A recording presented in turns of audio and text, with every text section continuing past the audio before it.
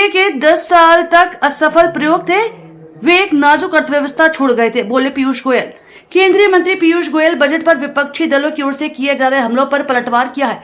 कांग्रेस राहुल गांधी पूर्व वित्त मंत्री पी चिदम्बरम पर टिप्पणी करते हुए गोयल ने कहा कि 2004 में तत्कालीन वित्त मंत्री पी चिदम्बरम ने कहा था कि उन्हें बहुत मजबूत अर्थव्यवस्था विरासत में मिली है। उस समय विकास दर 8% से अधिक था।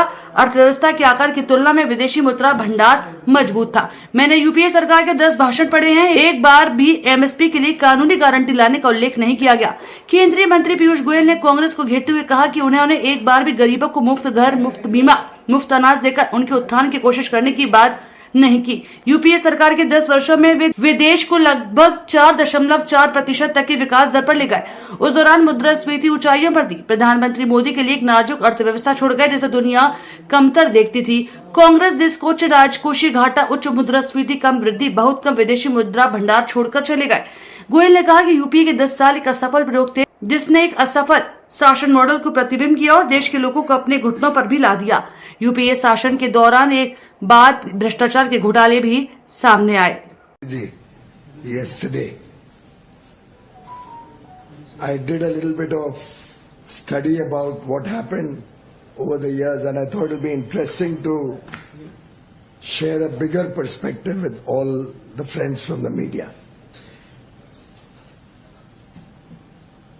In 2004,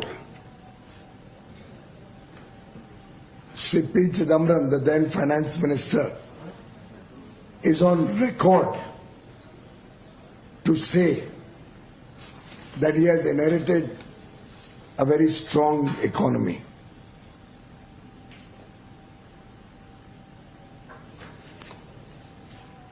At that time, the growth rate was over 8%. Inflation was around 4%, 4.25%.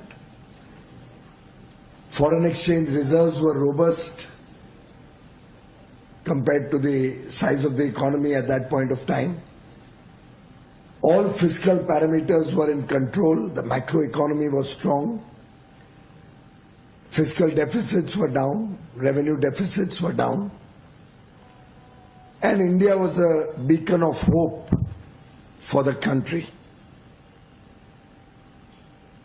If I may quote from his budget speech given to Parliament introducing the budget for the year 2004-05, the then Honorable Finance Minister had said, the economic fundamentals appear strong and the balance of payments is robust. And he had talked going forward about sustaining the then growth, the then production and value addition, and take it forward in the years to come. He had also spoken about his government being committed to strike a fine balance between the three mutually reinforcing objectives of growth, stability and equity. What did the UPA do in the 10 years that they were in government? Of course, I can ask a question that I have read 10 speeches of the UPA government. Never once has there been a mention of bringing in a legal guarantee for MSP. Never once did they speak about trying to uplift the poor by giving them free homes,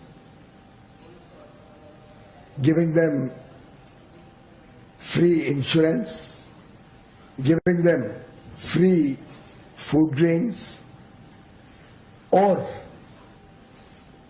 ensuring that every household has access to electricity, has access to cooking gas, LPG cylinders, has access to clean drinking water, has access to digital connectivity, has access to toilets. And in 10 years of the UPA government, they brought the nation down to a growth rate of about 4.4% that was inherited by Prime Minister Shri Narendra Modi.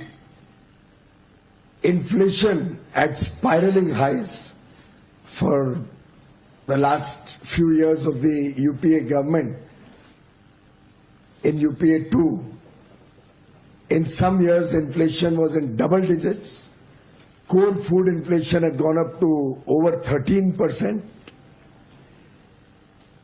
And then left behind for Prime Minister Modi, instead of a strong economy, which the UPA inherited in 2004, a fragile economy, which the world looked down upon as a fragile five economy, one of the weakest economies in the world, of coal mines, valuable national resources free of charge without any due process.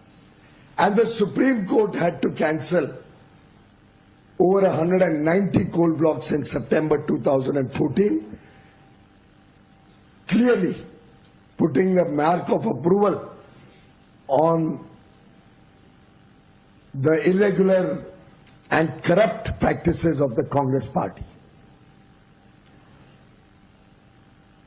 One after another corruption scandals tumbled out of the UPA